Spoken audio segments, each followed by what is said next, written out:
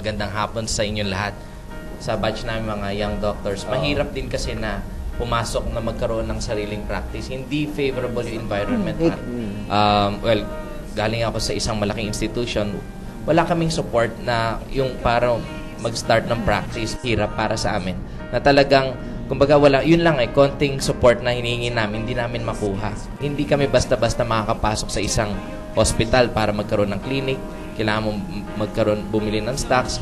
Kung wala kayong puhunan para magbundar ng isang clinic, so mahirap lang naman sana magkaroon ng talaga major involvement ng gobyerno dito at sa kanila rin nakasalalay yung success ng mga solution na pinopropose kasi hindi naman nagkukulang mga societies at mga health policy makers sa pag-isip ng mga ng solution sa mga problema na ito. Kasi tulad nga sinabi, brain drain, wag naman sana maging brain hemorrhage na talagang lahat nag-aalisa na. And gusto ko lang talaga sabihin na this is a reality na yung problema. Hindi lang siya nasa dyaryo, kundi talaga nasa totoong buhay. Kumbaga, this is the reality show ng mga doktor na talagang dinadanas araw-araw. Ano ba nararamdaman ng mga doctors? Hirap hirap It all boils down, pag pagod ka na, pag uwi mo sa bahay, mapapaisip ka. Ito lang yung hindi lang finances Kasi hindi naman lahat ng doktor pumunta sa pagiging doktor para yumaman. Di dapat nag-business na lang kami. Pumunta kami sa profession na ito para mapatupad yung talagang hiling namin na magpagaling ng pasyente. Pero pagdating sa dulo ng araw na pagod ka na, medyo kailangan mo talaga isipin kung saan ka makakuha ng pangkain sa anak mo. And somehow, you have to strike a balance with the reality. So, yung ideals mo, pagiging idealistic ako noon hanggang ngayon, pero kailangan yung reality may balance rin Kasi, syempre, we need to eat 3 meals a day. May anak na kailangan bilan ng gatong. So, that's the reality ng mga doktor ngayon. Kaya, hindi lang sila nagpa-practice kung ano mga negosyo na pinapasukan nila.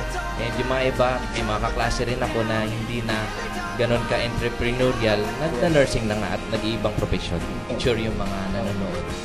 Like, for example, sa isang doctor na mag-duty, yung tinatawag na mag-moonlight, mag-act na doctor on duty sa isang private na hospital. Na isang duty which is 24 hours, siguro maghahalaga na 1,000, 1,000 pesos. And sometimes yung sweldo namin when we were training, malaki na yung sa gobyerno mga 12,000 pesos a month. Isipin niyo, mas malaki pa yung kinikita nung nagtatrabaho sa call center kaysa sa doktor.